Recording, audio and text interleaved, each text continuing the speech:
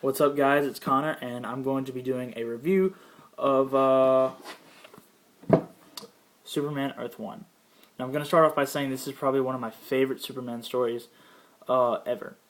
Now, it's a very simplistic story, and there will be spoilers, but like I just said, it's a very simplistic story, so there's not really much to spoil. So yeah, I'm going to get right into it. So I'm going to start off with the physical part of the book. As you can see, it's a hardback, and it was released in a decently thick graphic novel form. Now, I like this a lot better than individual issues because I don't buy individual issues. I don't like individual issues that are like 10 pages and you have to get them every month. I will read individual issues, but I won't buy them.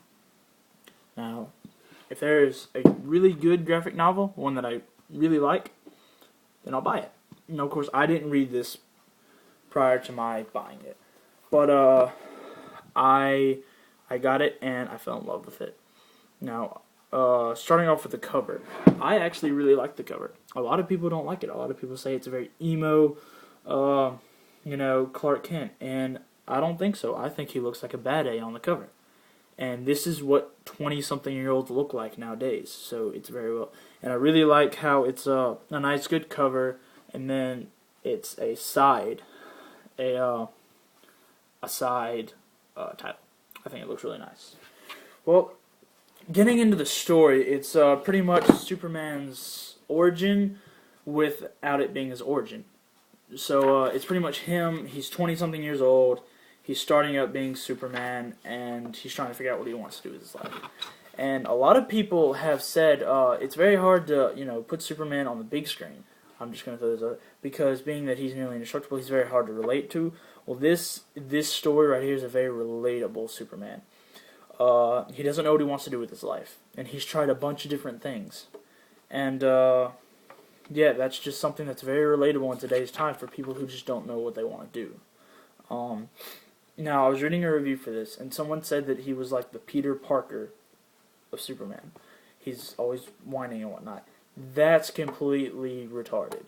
Now, I'm going to quote, blows himself up, dude, for real quick, because I think that he said this probably the best.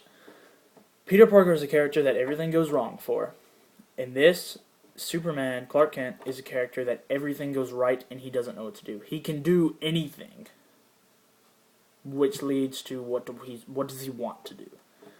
So yeah, and I really like this dynamic storyline of what does a man do with his life when this man can do whatever he wants. He can do anything, but he doesn't know what he wants, and I really, really like that storyline, and it's very relatable, and it brings out emotions of the character that you wouldn't really get otherwise in just a standard Superman story, and I really like this.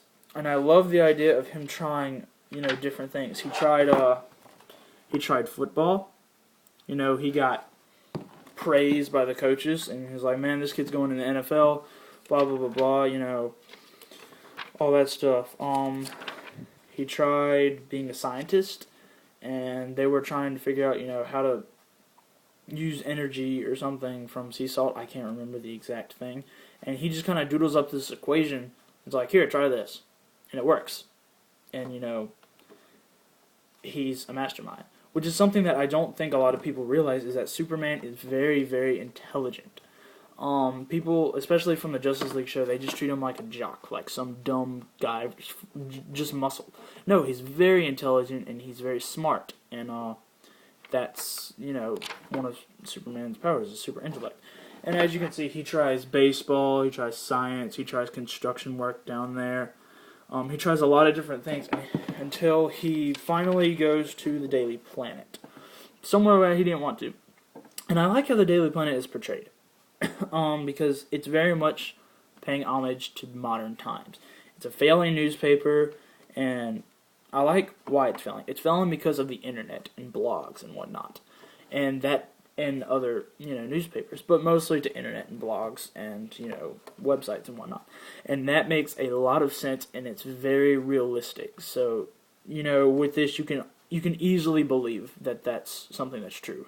And yeah, so yeah, he goes, and Perry White's the same. He's the same character as he's always been. and that's where we're introduced to Lois Lane and Jimmy Olsen. Now, neither of these characters are used a lot, but I think they're used as much as they can be, and they're very much the characters that they've always been, but they have a new little twist on them, which I like. It's hard to explain. Pretty much that's it. They're the same characters with a little spin on them.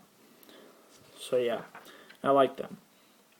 So yeah, he sees it, and Perry is like, I've read some of your articles. You're good, but you don't write from the soul. We need someone who's gonna write from their soul. So he kind of just throws the application away. He doesn't want to do it anymore. Well then, we go to the origin part, and the origin I think was changed for the better. Martha and Jonathan Kent were hiking whenever they found the ship. They weren't just driving on the road and the ship crashed and nobody seemed to notice around them. They were hiking, and the ship crashed, and they went and they found Clark, and they got him, and they got some blankets from the ship, and they got this little fragment. But helicopters were coming. The military came and was on the case, which is something that's much more realistic than the previous versions of the story. And I like that, alteration very well. And then there's this very, very nice little touchy emotional scene with Clark. There's several really good emotional scenes with Clark and his father. One being that his father is dead and he's just sitting there talking to his grave. But both of these scenes are very emotional, and they show a very human side to Clark that I think is actually much more relatable and brings the character a lot more depth than he's been shown in the past. So yeah, now it shoots back to today's time, and the military's trying to figure out how to use this ship, and it finally activates. And the reason why it activates is because